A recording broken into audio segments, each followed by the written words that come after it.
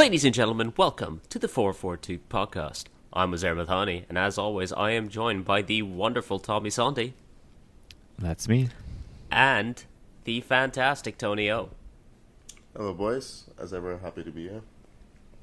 Gentlemen, how was your weekend? I guess I'll go. My weekend was fun. I went to this safari park up in, can't remember now, somewhere in Quebec. Montebello, I think. And got to see some of the native animals they had. Had some bears, probably on loan from Tommy's wilderness. Yeah, they were done chasing me around and decided to give you some entertainment. It was part of the exchange program. Yeah, pretty much. I generally thought the native animals of Quebec were angry separatists, but, you know, about the same thing. I'll say native for North America. There were no lions or elephants. So, yeah, saw some buffaloes, lots of deer, and saw some boars. Got to feed them. Some of them stuck their head in the car, which was fascinating for me. Oh, you drive around and then they kind of just come to you? It's great for that's me. Interesting. I loved it. Some people in the car were terrified, but yeah. No. I mean, when a boar is sticking its head through the window. Not a boar. Not a boar. It was mainly the deer. Yeah. The bears and the wolves were off limits. They were fenced in. Probably for the best. Yeah. There were signs everywhere. Don't feed the bears. So. Yeah. I mean, surely the biggest news of the weekend is that we've managed to get Tommy back from the wilderness safe and sound. Mm-hmm. How was it? Well, almost safe and sound. I didn't see any bears, but we saw a lot of bear poop around, and that's not exactly the most reassuring thing when you're sleeping in a tent, that you have that around you. Makes for some sleepless nights, I'd say. Oh, yeah, you got caught in the rain as well, yeah? And some rain, yeah. You don't just love camping when it's raining. When you wake up, you go for a hike, it's raining. You come back to your tent, it's raining. I just love that. Where did you go? In Quebec, so an area around Mont Tremblant, like it's a huge national park. Oh man, you went far. Well, it was Labor Day weekend. A lot of people. It was very busy. And yeah, I guess farther for me. So I've never been there before, so it was a pretty cool experience. I definitely recommend it for any of you guys to check out. A lot of great hikes and trails to discover. I'm going to be honest. You're not going to go. Sleeping around bear shit doesn't sound like fun. I am going to go to Mont Tremblant, but I will be in concrete, not in a tent. 100%. Yeah. Fair enough. I mean, I guess we should talk about the second most interesting thing that went on over the weekend, which was the Premier League. Another full slate of games, and I guess we'll get started, because no one else gets a say in this. We will start with Man United versus Newcastle United. 4-1. A big win for you boys, and a big win for that man, Cristiano Ronaldo. Gentlemen, the fucking atmosphere at Old Trafford. You must have been so happy watching that game. Is there like a giddy kid just watching Ronaldo back in the squad? I'm gonna be honest, it was surreal, because when he scored that first goal, that glorious 3-yard tap in, honestly, there's a lot of feelings. It was a lot of taking me back to when I first started watching football when I was 12, 13 years old. That's the centerpiece of that first team that I grew up watching, and yeah, it's just it's one of those things that just watching him come back out and listening to the crowd just made me very happy that I got into football. I'm not even a United fan, and that was even kind of a bit moving for me, just seeing Ronaldo back in the league, and he was going to score, no matter what. We all knew it, always, 100%. Yeah. Yeah, but in his second goal for me was the kind of the highlight. That first touch he takes to set himself up to finish. My gosh. I think for me it was the yard of pace that he had. He got ahead of the defender, stayed ahead. I can't remember who it was. The kid looked terrified of him, but the man is 36 and he's still bursting past people like that. That's obscene. That is obscene. Yeah. I think they clocked him on that run. I saw a stat. He was like 33 kilometers an hour going at his top speed. It's probably his top speed. 2008, and Uzair's talking about. But, yeah, it's ridiculous. I mean, we all know about the dedication that he has to his craft to make sure that he's as fit as possible. He's probably, in better shape than most of the younger athletes that he's up against. But, yeah, it's crazy. Like, my big takeaway was the atmosphere, which is, I think, the biggest impact he's going to have at the club. It just feels like Manchester United's Manchester United again. They felt like a running joke for the past. When did Fergie leave? 2012? 2013. 2013, yeah, 8 years. 8 years of being a joke. I will have you know, Tony. I will have. Excuse Arsenal you. win one game and already you're doing It's this? just unbelievable. Honestly, the moment that it really felt real to me that he was back was one point he just got to the edge of the box and just started doing stepovers, and I was like, yes, this is all I want to see. Yeah. I just want to see an endless loop of stepovers. Beat absolutely happy. nobody. But yeah, just for show. Yeah, and of course the Old Trafford faithful lapping it up. But why would they not be? there were other nice goals too in the game. Bruno my Fernandes, a screamer. I mean, Screamer. Bruno could have set up a picnic table and made tea before the Newcastle defenders even decided to mark him. I'm fairly certain bringing a picnic table onto the field is a foul. Is it? I've Probably. seen Dan Is that in the score rule beach book? ball, Is there? so I don't know. Oh yeah. We'll have to look But- that one up. Yeah. Yeah, no, they gave him so much space. Like, he could have done whatever he wanted. You give Bruno that much space, you're just Yeah. you're asking for a shot to go into the top corner. Like, you Yeah. can't do that to a player of his quality. And honestly, my favorite goal was probably the last one, the little interplay between it goes Pogba, then Van de Beek, back to Pogba, Martial dummies, and then Lingard with the finish. And just seeing Lingard's face light up as Ronaldo is running to him to celebrate, it just warmed my heart. I Like, think he's the only one who's more giddy than you about Ronaldo's career. There's been so much on this timeline about Ronaldo being his idol. Do you remember that video? Back when maybe 2006 When he was a kid, yeah. right? you act like I don't have that. You act like I don't have that video saved on my phone. Yeah, I'm happy for Lingard. He had a rough year or two, really. Yeah, a Basically couple of since- years in the middle. Yeah, he seems to have found himself a bit more. I Yeah. think he can really contribute this season if he's given minutes. Yeah, And, and it looks like his form at West Ham has at least played him into a role Contention. in the team, Yeah, which Yeah. I can understand. Like, there were offers in for him in the summer, and he didn't want to leave. And you know what? If he wants to run out the last year of his contract and play with his idol, by all means, stay. And he can contribute to the team. He's a good player. He's not a consistent player, but he is a valuable member of the squad. yeah. I say You give him guys- Sancho's minutes. That's Okay, my- look. Hey, speaking of Sancho, I think Speaking of Sancho, Tony. I think Sancho was a lot better than he was against Wolves. He had a decent game. He wasn't like setting the world alight or anything, but he was decent. He was Premier League standard, if that's what you mean. He was, just about Premier League standard.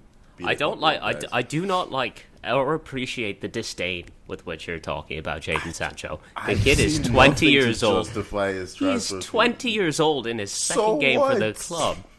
You signed him because he has end product, right? The end product will come. You give him time. This is why Arsenal signings don't work out. You, Tony O, you specifically, you hand them out of the club. Okay, so me saying that Jadon Sancho is not delivering on his transfer fee or looking like he's worth the No, money. I'm saying you give him time. No, I'm just saying you do the same shit with Arsenal signings. No, Arsenal signings are shit. Tony, Yeah, listen, Tony. It's you and Arsenal fan TV just hounding them out of the club. I've seen you picketing outside the Emirates. No. I want to go on the record. My views are my views alone. Nothing to do with AFTV. But look, I think Jadon Sancho wasn't signed to be a kid that takes a year or two to settle in, or he's not a Diallo. We're not talking about Diallo here or Mason Greenwood, or he's not a gamble you took. You signed him because he's supposed to be the short thing. And I've seen Jadon Sancho struggle to break into the England squad. It looks like he's struggling to have an impact at Premier League level. I don't know. I'm thinking maybe this kid's not as good as everyone thought. Am I crazy in saying that? Yes. I think you're. I'm with this there on this one. Wait, I think got you're Tommy crazy. on my side. That's all I need. Hey, listen. How he's playing Newcastle? Two matches. He's in 2 matches. He's just in the league. We're 4 matches in. What are you talking about? 4 matches in. Whatever. 4 matches in, but okay. he has to have. Either way, hey, listen. The way I look at it is this. Like, you give him some time to settle in. Yeah, I don't know. gotta give him time. Okay, so can I judge him at 10 games? Should I circle back to this conversation in 10? Do you really think he's going to be a starter for you this season? I think he will be. You can circle back in 10 games and we can have this chat again. Okay, looking forward to it. Pencil it in. Pencil it in. 10 games in. It's going to be the topic of conversation. He'll be in all your fantasy teams by the second half of the season. Tony, just like we gave Timo Werner a season to get in the league, I no longer want Tommy on my side if these are the points he's bringing up. This is not what I wanted to hear, Tommy. Yeah, thank you, Tommy. No, Tommy, no. You can't say you're on my side and then bring up Timo Werner like this. Oh man, I'll agree with both of you then. This is counterproductive. You're welcome. Okay, I'm moving on from this before this entire podcast gets just derailed into Jadon Sancho talk.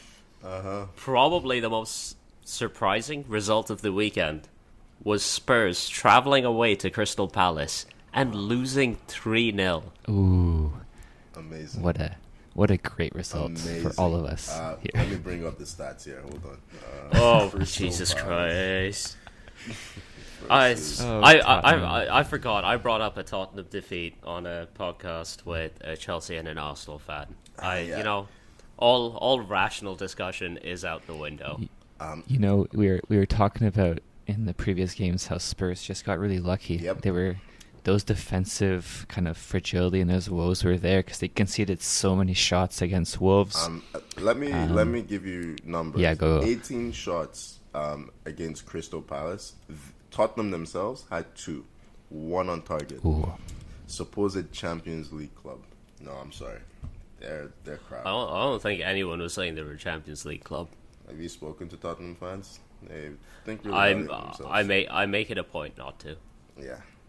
Good policy. I have one on my team. Good lad, Ryan. But yeah. Oh, Tony, you missed the other big stat. What was it? That Patrick Vieira has never lost to Spurs. He's never lost to Tottenham. He never will.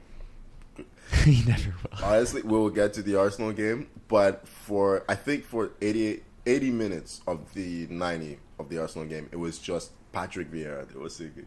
No jokes. Singing Patrick Vieira throughout. But anyway, sorry. Tottenham. Yeah, we're bashing Tottenham. Yeah, I don't know. Harry Kane looked disinterested, to be honest. He had little to no impact. Looks like he doesn't want to be there. They do have injury and player unavailability issues in defense, especially with the whole Argentina thing. But yeah, they're missing Davison Sanchez. Son was injured. Romero. Who else? Romero. Yeah. Eric Dyer got injured. They're missing Lo Celso in midfield as well, which was... Yeah. I think a big issue for me watching the game was Spurs midfield was Harry Winks, Oliver Skipp, and Pierre-Emile Højbjerg. And Jesus Christ, there's there's no progression quality. in that. Yeah. Yeah, there's no progression in that thing. And like Kane looking disinterested and stuff, I get that point, but there was zero service up to him. Like him Yeah, and that's like true. unless Lucas Moura was able to beat 3 people on a run, the ball just wouldn't get to Kane. Yeah. It was just that midfield. I hated watching it. It was just bad. I mean, I'm sure. Hey, Look, you love watching. I get that. But just as someone who enjoys watching good football, I hated watching it. And I mean, I guess we have to talk about the. You enjoy watching good football, but you watch Spurs? What is there? It was the only game on at 7:30 in the morning. Why Okay? were you But, I up mean- at 7:30 in the morning? Because That's the because question. my body hates me. Okay. Hey, I know we're crapping on Spurs a lot, but I think we got to give some credit to Crystal Palace because they played pretty well. Zaha was immense. I thought Zaha was electric. I haven't seen Zaha play that well for about a year. I don't know. I think Oh. Zaha is so talented and so dangerous, but I just feel he takes up really bad positions. Personally, like he has to beat 2 or 3 guys to get off a shot. Like he did pin them back a lot, but I would just like him to take up better positions. I think part of that comes down to just how defensive Palace have been under No, but Hodgson. Zaha is always like this, though. He always drifts to the touchline, and then he stays there, gets the ball, slows it down, step over, cuts inside. Like, look, he did play really well. I think he beat his man nearly every time he ran at them. Took a confident penalty as well. Hey Tony, remember how we were bigging up Emerson Royale a little bit last week? Oh my days, he was shocking. He was absolutely shocking. Like, yeah. I would like it to be on the record that last week's Emerson Royale selection was Tony's idea. That was a special mention. He's not actually on my list. I'd just like to make that clear. But yeah, I think that was more me being bitter about missing out on our top target. But yeah, welcome to the Premier League. He didn't cover himself in glory. Mate, speaking of welcomes to the Premier League, Odson Edouard, 2 goals in maybe 10, 15 minutes that he played? What a fucking 10 start. minutes. His He first only touch needed was a 2 goal. touches. Yeah, his first 2 touches, bang, straight into the net. He might be the striker that Palace have been so desperate for. The striker that they thought they were getting when they signed Benteke. Yeah, hopefully. I mean, he's really highly rated. It was really weird to see him end up at Palace because he was linked to a lot of top clubs. I don't know what happened there. Maybe he just got tired of waiting. But, yeah, if he can go on and be a regular there, who knows? Where was he playing before he got to Palace? Celtic. He was at Celtic. Oh, got you. Right. Yeah. That's right. So, I don't know. I think he's a really good player. I think Palace have done amazingly well to get him. I think he's above their level. So the fact that they have him there, it will give Zaha some help because he's really the only consistent goal scorer they had, right? So Did we choose? I think were we unanimous on choosing Palace to get relegated? I did have them to go down. I think I had them as so well. did don't I. know, This was Is there too? before Edward, though.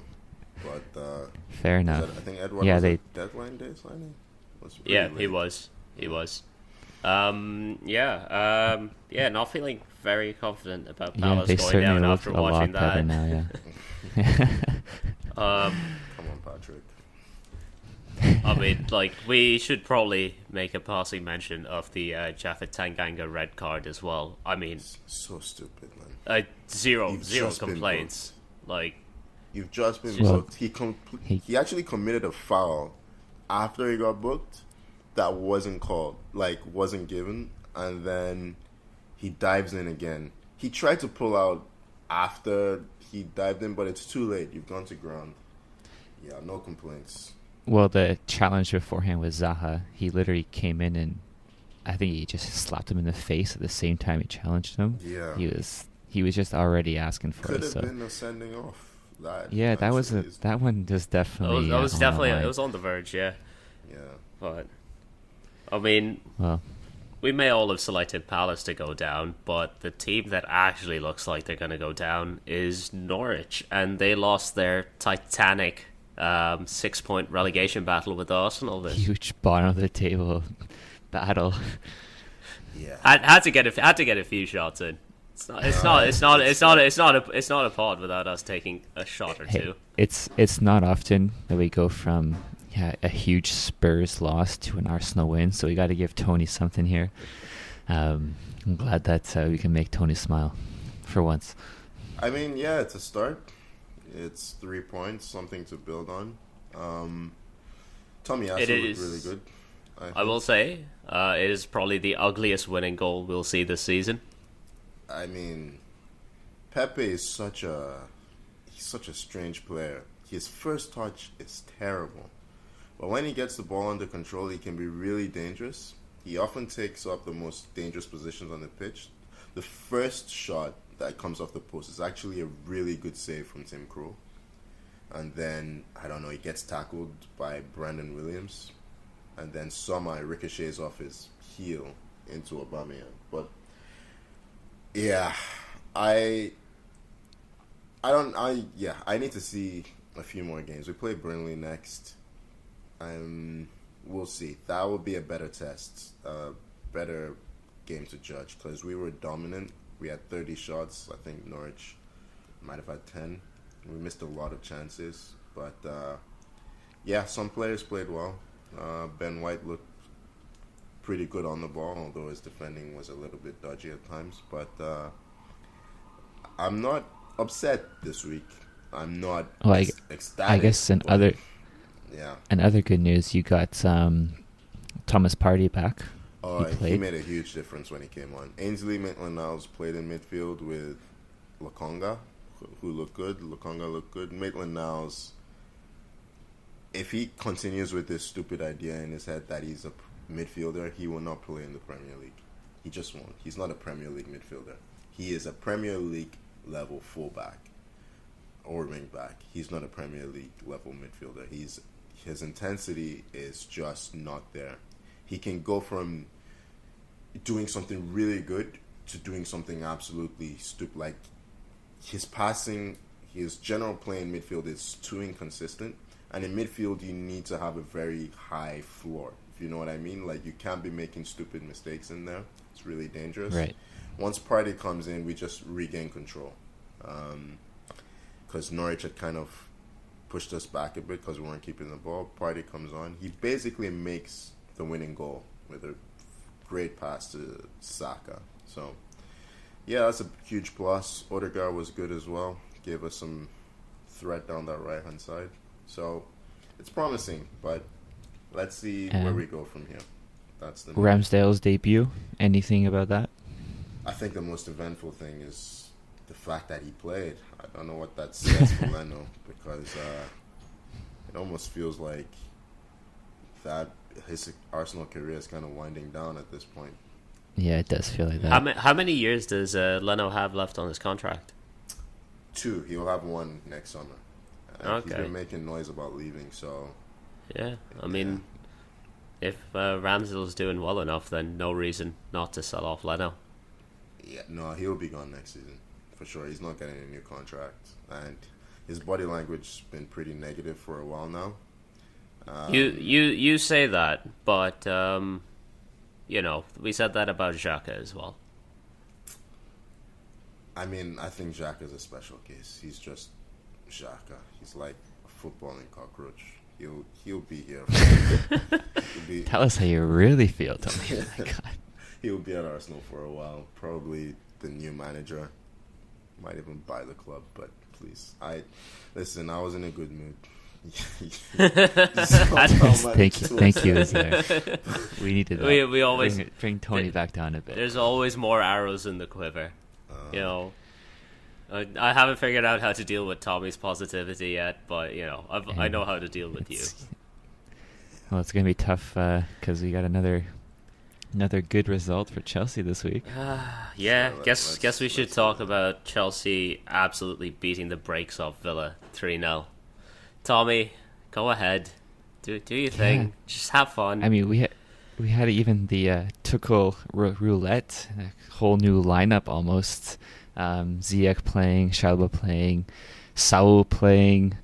Yeah, it was just not our strongest 11, and it showed. I think it was a bit not at like the most. Who was missing? Cleanest. Say again. Who was missing? Yeah, Conte's injured. Jorginho didn't start either. Yeah, Jorginho didn't start. Let's say Hudson-Odoi got his first start of the season too, I believe. Oh, true. I guess Reece James wasn't in. Yeah, but overall, I mean, I think we got to give props to Villa first. They played great. They were missing Buendia, and for the most part, I think the scoreline is a bit generous for us, 3-0. But I've got to give huge shout out to Kovacic. This guy under Tuchel just turned. He was always an amazing player, but he just upped his level even more. Like that first goal was absolutely electric. Just like everything was brilliant. Blows by 3 players and an unreal pass to Lukaku. And you know what? I think we were crapping on Lukaku in the United game, or not in the United game, the Liverpool game. But those 2 goals he scored today were just absolute bangers. Aspilicueta megging Tyrone Mings for the 3rd goal. Oh my God, you love to see it. That's shocking. Yeah, Mings gave it away for that second goal was Kovacic. Just oh really just. Oh, how do you send it back past to Kovacic of all people? Of all people, Kovacic never scores. What is Kovacic doing there? Yeah, that's the big question. You know what? Maybe I can't. kind of understand why Mings played that back pass. He probably saw Lukaku was somewhere else. He's like, surely there's no one in front of him. Yeah. It's fucking Kovacic. Yeah, no, I'm it's crazy that Kovacic is now getting goals, which is and assists. It's just unheard of. You say goals. I say he's probably scoring maybe one more this season because that's what he does. Yeah, he probably won't score again. That's fair. But yeah, we looked a lot better when Jorginho came in. I just would love to see Timo play a bit more. Why? Well, we rightfully so. We'll crap on it for his poor finishing and all that, but he makes great runs. Okay. And the third goal, he makes a run in the center box. He drags both Villa defenders in. He gives Lukaku that 2-3 yards of space he needs to make that finish. So who do you take out? That's a tough call. Would it be Ziyech, I guess? Yeah, Ziyech. He did not look. He looked far from his best in this game. To be fair, I Ziyech is a starter, is he? I think Tuchel. He normally isn't. No. I think it's unfair to judge him on this game because Tuchel has clearly just got him right out of cold storage for it. Like I haven't seen this guy in months. Yeah. It's been Well, he had a good start to the preseason, and then he got an unfortunate injury. So he's probably just kind of slowly worked his way back. But I'd love to see Werner, Lukaku together because I think they would just complement each other a lot with Werner's movement, giving Lukaku a little bit more space. Because like we all seen, Lukaku can't dribble. I'm going to agree with Tony on this one. He's not going to go through 3 guys. He needs those. I'm going to be honest. If he gets up to top speed, he's going through those 3 guys. Like he just bulldozed right physically going through them. Like he will burst through them like the Kool-Aid man. I think it just looks right with Lukaku in Chelsea blue. Like Chelsea kid. Oh yeah, it was something I noticed. It's just it looks a lot more natural on him than the United shirt ever did. Yeah, United always, right from time, it felt like an awkward fit. But Chelsea, you look at the kind of strikers they've had previously, Drogba, like the successful ones. You look at Drogba, Diego Costa. Those are the title-winning strikers. Mm-hmm. Like he fits the mold of a guy who can play up front on his own and hold his own up there. It's a brilliant signing, and he's turning those close. Like before they signed Lukaku, this might have been 1-0, maybe going into the 90th minute, and Villa nick it. But I don't think we could have been just a 0-0 game. We might not have scored this game. Honestly, if the Villa chances fall to Danny Ings instead of Ollie Watkins, different game. I don't know what he's doing on the one where he floors Mendy. Like, yeah, it just felt like a guy who's lacking confidence. I don't know. But hey, you gotta give some props to Mendy here. This guy's confidence is just must be sky high right now. He looks so. He's making all the right saves. Like, I mean, not all the right saves, but the saves you expect to make. Like, coming from Kepa, where you had shots go in, where you're like, how? He is very much the polar opposite of Kepa. It's just he's so commanding out there, and he just looks like he's really grown into the role, and it's great to see because you know what, I wasn't sure if he was going to be this. I thought he was more of like a stopgap keeper. I thought for sure we were going to sign maybe someone like Donnarumma or just someone different, but he's owned the position, and I love to see it. He just looks awesome out there. Must be nice, really. I have that kind of mentality. It's just, it must be nice. Donnarumma, Ramsdale, potato. Leave but yeah, no. Overall, awesome results. And it ties us with. I think I was looking at the standings. We have the exact same record as Liverpool, down to the wire. Every game has been the same scoreline wise. Yeah, but it's pretty crazy. United are first, yeah. And don't you forget that for now. Yeah. 10 points apiece. But yeah, speaking of Liverpool, yeah, they handily dispatched of Leeds on Sunday, beating them 3-0. Obviously, the biggest story out of this game is the unfortunate injury suffered by Harvey Elliott. Boys, that was a tough watch.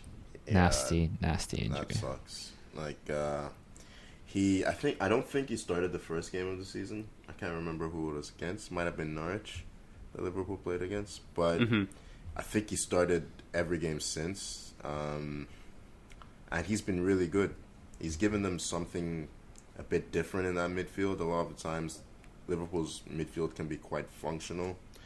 I know Thiago is kind of like a deep line playmaker, but Harvey Elliott was getting in the box, and providing a lot of quality. It was a breakout season for him. And the injury he has can be really tough to come back from. Like a dislocated ankle in that manner, you need your mobility in your ankle. I've seen so many players' careers kind of slow down after that injury. I hope that doesn't happen to him. He's really fun player to watch. But you could see after a while it looked like Liverpool were a bit shaken up after the injury. Like even just immediately after, Mo Salah looked devastated. I mean, I think he was the closest Liverpool player to Elliott when it happened. You could see how quickly he started signaling to the bench, frantically waving. Yeah, it was. No, it's tough to watch, and like it's a huge credit to all the players on the field, both the Liverpool and the Leeds players, that they kept going on after that injury, because it's easy to have your mind wander on that. Yeah. So it's a huge credit to everyone on the field for acting quickly and making sure that Elliott was okay. I think he posted on his Instagram afterwards just to reassure people. That, yeah. And it was good to see him in as good spirits as you can hope for in this situation, and hopefully he has no setbacks on his recovery. I think the biggest thing with injury like that, right, it's always the mental aspect of coming back into the game, because you're never sure again. Like look how long it took Luke Shaw to get back to his form. It takes a while. So he's 18. He's 18 though. It was definitely different. Double leg break, I think, or something like that. Yeah. I guess my hope with him is he doesn't lose mobility in that ankle, especially for the type of player he is. But Liverpool were great though. I mean, they absolutely ripped Leeds to shreds. This Leeds defense is concerning.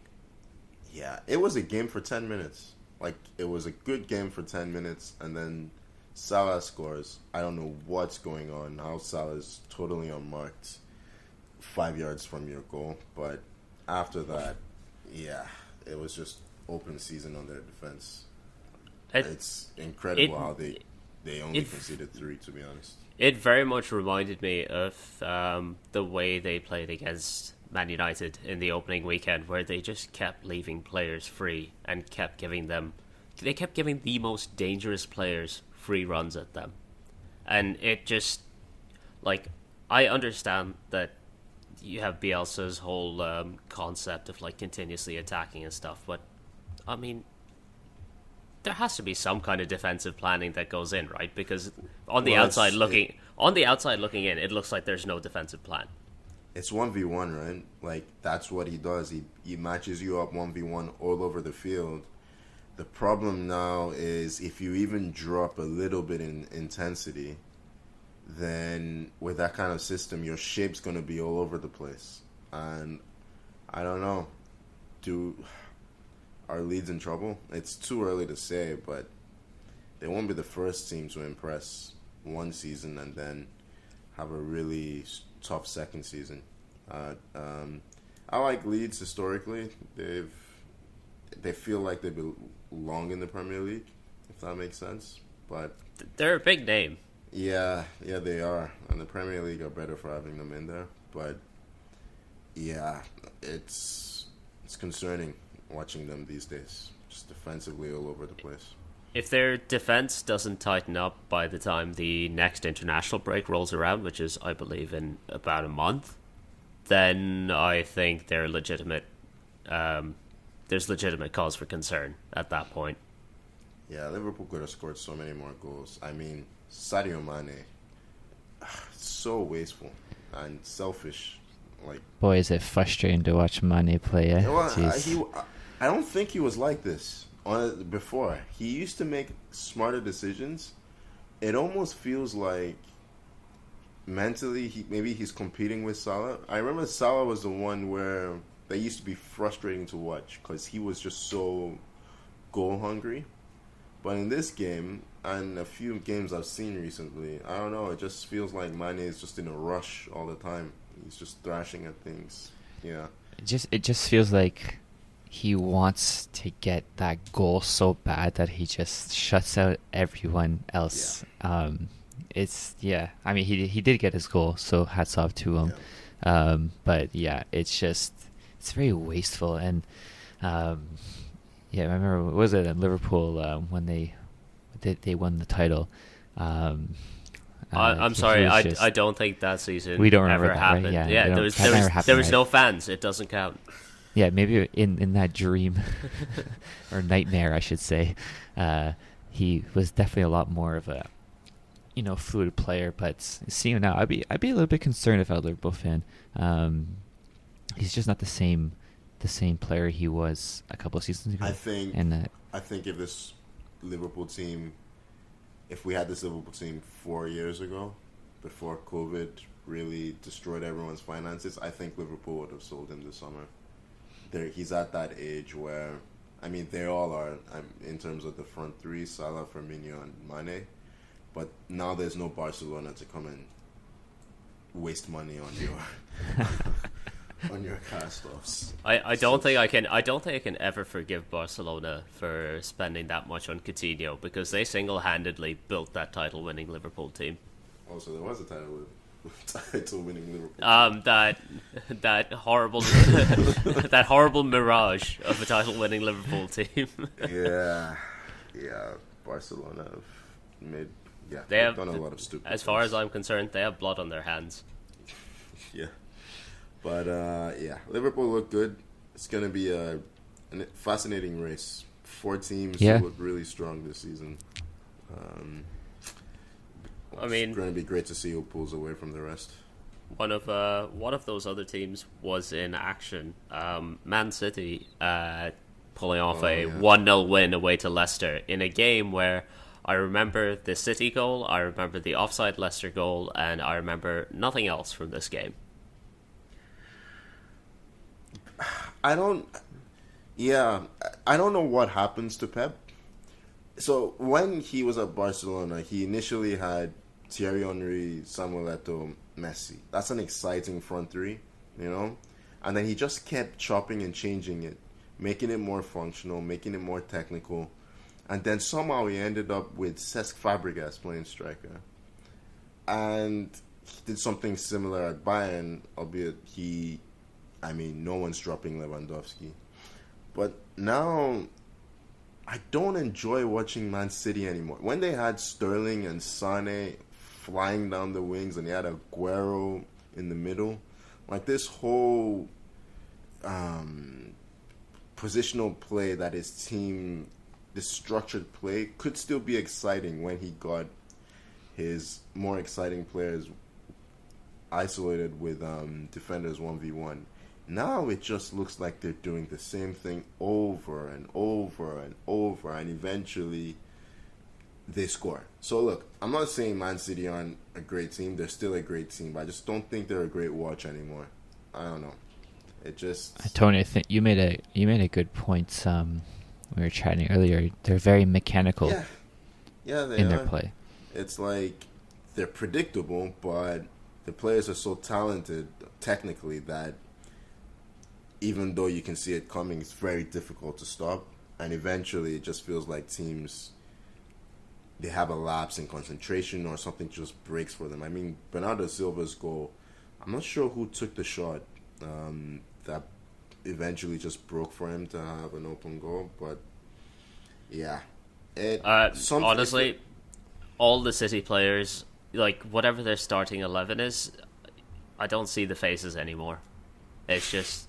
Yeah. It's just, you see the City shirt, there's a blurred out face, and you could put any one of them there, which means, obviously, whatever their starting 11 is, there's usually no drop off in quality. Yeah. But also, you kind of also love football for a bit of the individual stuff, too. Yeah. And it's kind of, alright, they might win the title again, but, Yeah, he's very much the team, or his system, is the star, not the exactly. players. Yeah. I mean, De Bruyne didn't play. That's the one to keep an eye on when he comes back. He's the one that'll break the mold, as it is. Yeah. He'll play the 50-yard diagonal. He'll put in a swerving cross from deep. Yeah, but I've got to be honest, it feels like something's missing in attack. I don't know. Ooh. A real striker, maybe. Yeah. Yeah. Look, for the sake of my fantasy team, Ferran Torres is a real striker now. Hey, you know what? She's gonna be a great pickup. So there's nothing wrong with having him in there. But I'm just wondering with the KDB, what's the injury that he's out for? Is it knee? I think it was ankle. Ankle? Because he was on the bench. He was on the bench in that game. He just didn't come on. I don't know, but he's been last season. He missed a good portion of the season due to injury. He's out at the start here. Should we be concerned about him being an injury-prone player now? I think if you look at his career, this is kind of normal. He always does miss 5-10 games a season through injury. Yeah, I think he once gave an interview where he said 10 games into the season he's basically fucked. Just physically. It's incredible. Shows you how technically brilliant he is that he's still able to dominate games despite being shattered physically. But Leicester City, it's weird. Ever since you guys talked them up to trash West Ham, it's been all downhill. Yeah, it's... I don't know, the team looked very same-ish, apart from Vestergaard, I guess. But it feels like it might be going a bit stale. Back-to-back seasons of missing... I think them missing out on Champions League football twice on the last day of the season, it might kind of have killed their spirits. It's especially the manner in which they missed it, because the season before it was in their own hands. They had to beat Man United. They lost. And last season, the results went their way. I believe Chelsea lost on the last day of the season. Yeah. All they had to do was beat Spurs. They were up in that game, and then they lost it. That'll play on the team. Yeah. And Vardy's still starting for them, but I don't know. I would have... It would be nice to see some of their Like Pats, I don't know. Maybe Pats and Dakar isn't as good as we think, but it would give a bit of freshness to see some different faces up there. But we'll see. Yeah, It's still early days. They might be able to turn it around. I mean, I hope for the sake of the Premier League that they do. It's a lot more interesting when Leicester are good. Yeah. Were there any other games to cover this weekend, or did we touch on all of them? Well, we touched on most of them. There's a few other results around the league. I currently have Serie A up. Well, we had Wolves finally score a goal. Amazing. Yeah. After their first two games of not being able to finish. Is he hang trying? It was an own goal. It was an own goal too. The first one for them. Look, something had to break the dam. You know, they got the ball rolling, got a good win. Just like that ugly Aubameyang first goal for Arsenal. Maybe it's the start of something good. Right, leave him out, please. Yeah. That's a good sign. New signing off the mark as well. Yeah. Yeah. Elsewhere, Brighton picked up a late win against Brentford. Brighton are in 5th right now. They're off to a phenomenal start to the season. Potter ball is finally paying off. Yeah. It was actually a brilliant Trossard goal. He kind of gets the ball on the edge of the box and kind of shakes off a defender and nice right foot in the bottom corner. Trossard is I think he's a really underrated player in this league. Yeah, I agree. Just fantastic to watch. Yeah. Really good finisher as well. Makes Brighton And that was sick. their problem. Yeah, that was their problem last season, right? They just had no finishing for all the chances they created and all the possession they had. Maybe they've turned a bit of a corner, maybe, but yeah, still a fun team to watch. I will say, Brentford played really well in this game. It was only in the last 15 minutes where they started to lose control, and eventually it led to the goal. But they had a hatful of chances that they didn't put away. Tony had a few good chances. He was unlucky not to get one. I think it was Mbuemo who had the bigger chances. Tony was playing a role of creator in this game, and I thought he played really well. Yeah, I'm looking at the stats.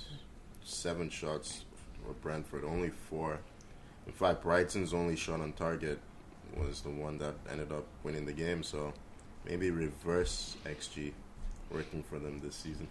Look, if any team deserves a win out of some reverse XG, it's Brighton. Those poor bastards have suffered at the hands of XG for too long. Yeah. I mean, I believe the only other game played this weekend was Southampton drawing 0-0 with West Ham. Mikhail Antonio letting down fantasy owners everywhere. Antonio, what are you doing to my team, Antonio? What did I tell you about Antonio? If you hold on to him for too long, eventually he'll come back to bite you. I just see this as him resting his hamstrings. I think it's a fantastic move. Get himself banned for the game against Man United. Perfect. Somehow I think the West Ham faithful would disagree with you, but okay. It's fine. I know what's best for them. And there is one more game left that is being played on Monday, and that is Burnley away to Everton. Boys, we were fucking disastrous with our predictions last time this happened. Prediction time, here we go. Do we dare to put a foot forward this time? All right, Tommy, you're confident. I'm going first so I don't get influenced and not choose the right result again. Yeah, I'm back in Everton for this one. I'm going to say a 1-0 victory with Richarlison getting the goal. That's purely on fantasy. That's purely because I have him in my fantasy team. I need some extra points. Yeah. But yeah, Burnley, Everton, I think it's going to be a tight affair, to be honest. I don't see too many goals in this one.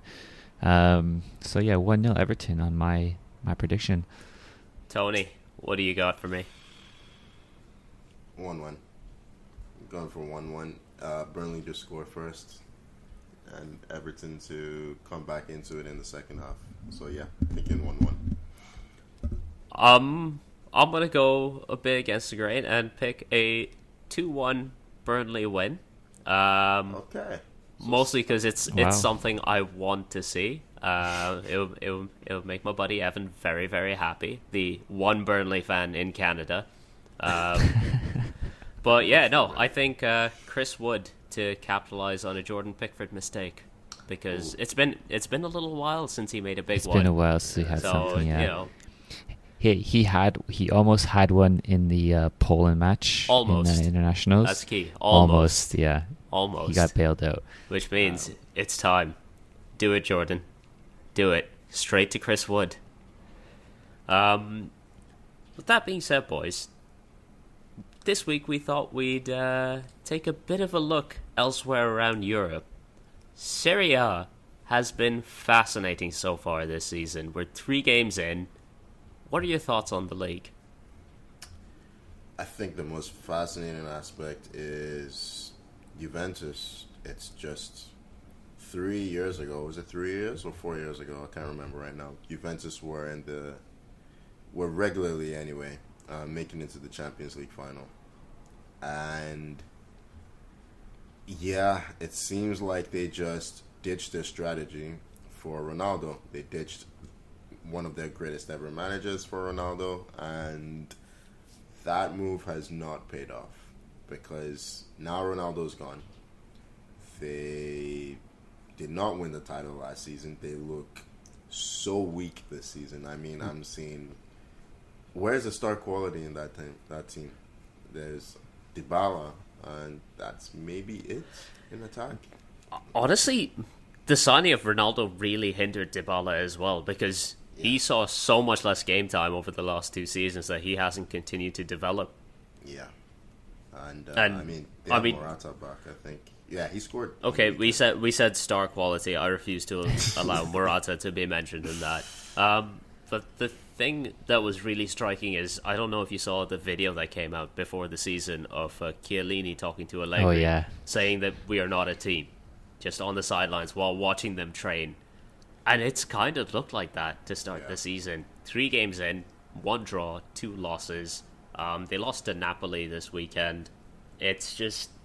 Oh, Szczesny had a stinker. And he's been like that for a while now. Did you see Moise Kean? Like, he actually made a brilliant save on that... was that the second goal? No, that was the winner. Moise Kean doing his best to head the ball into his own net. Yeah. It's like, yeah. Look, sometimes you're desperate for a goal. You know, all strikers get that way sometimes. You know, they see a goal, they go for it. Wasn't Moise Kean initially at Juventus? Yes. Yeah. Then went to Everton, PSG, and now back to Everton because he was on loan. And yeah, I think he's been loaned to Juventus right now. I'm not sure if it's a permanent signing. Everton. Yeah, from Everton, I think. So, yeah. Well, just look at this Juve starting mid: Rabiot, Locatelli, and McKennie. It's functional. I mean, I like Locatelli. Yeah, he's a good midfielder. It lacks balance, to be honest. It lacks guile. The whole team. I would be surprised if they make the Champions League, because we're looking at the rest of the league. I mean, Roma have been really fun to watch this season. Who would have ever thought that about a Jose Mourinho team? You love to see it. Yeah. You just love to see it. I mean, we got to see Mourinho in his 1,000th game this weekend, running up the touchline celebrating a last-minute winner. It's beautiful. That was from El Shahari, of all people, too, who's back at Roma. That was great. So what is it? I'm looking at the standings now here. You have Roma at top. Yeah. Who's second? I think it's Milan. I think it's Milan. Won all their games. Yeah. Roma, Milan, and Napoli are 3 for 3. Inter are right behind them. And Zlatan making his debut. Is it scoring a debut? a goal. He was there last season. You can't call this a debut. Well, I mean, his debut from injury. That's not what the word debut means. Yes. No, well, I'm using it. I'm using it. No, I refuse to allow this. Anyhow. Oh, man. Anyhow, he's... Okay. Debut from injury. All right, sure. Jesus Christ. Hey, he's like 40 years. He's like 40 years old now. Hats off to him. He did absolutely every appearance now. At Yeah, 40 years every old, appearance is a debut. No. Tommy, we see you trying to just power through this. We're not going to let it happen. Anyhow, just wanted to when we talk about Milan, we have to also mention that the beautiful Giroud plays for my them beautiful, as well. sweet Olivier. What a handsome man. I'm glad. The entire reason we're talking about Serie A is just so I can talk about Giroud for a bit. What a lovely, honestly, good signing for them as well. But Yeah, their strikers that is secondary. Yeah, Twin Towers, Giroud and Giroud and Zlatan up top. but no, That's Serie A football for you. They create a lot of chances. Serie A is becoming like almost like a finishing school for strikers, because the defenses are not as strong as they used to be. I don't know. It's they get a bit more time, so it almost feels like they can kind of sharpen, get their confidence back by going in there. I mean, Tammy Abraham looks like he's got a new lease of life. Still not clinical with his finishing, but they really seem to love him there at Roma. I mean, maybe not clinical as finishing, but just watching him play there, he's in the build-up. Yeah. He's really like off the ball. He's been doing some really great stuff. So it's great to see from him. The Inter game was really fun. Like there were some quality goals in that game. I think is it Di Lorenzo, or I'm trying to remember who scored the first goal in Inter's game. DeMarco. Yes, DeMarco. it was a brilliant free kick. Yeah. I'm glad that Inter are still looking like a Strong, decent team, especially after losing the likes of Lukaku and Hakimi and all that over the summer. It does show, it's good though. for it. Yeah, obviously, but it's good for the league that they're still competitive, even if they're not as good as they were last season. Who's their manager? Do you know? It's Conte's like? Inzaghi, Alright.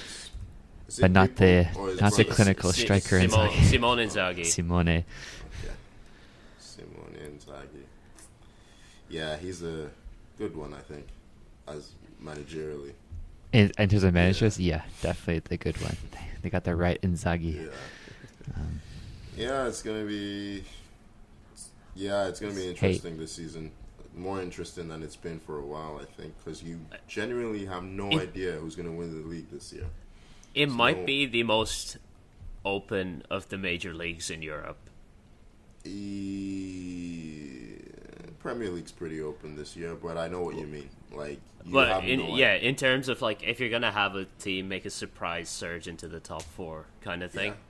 Yeah, that it is. Serie A seems perfectly lined up for that, because there's all the major teams have major flaws. It's going to be a lot of fun to watch, and I'm excited to see where the season goes for them. Yeah, there isn't like that one team where you say is super dominant. Usually we're saying that's either Juve. We would have said Inter, but of course they lost a couple of key players. And Conte. And Conte had the manager too. I'm actually very curious to know where he's going to go next.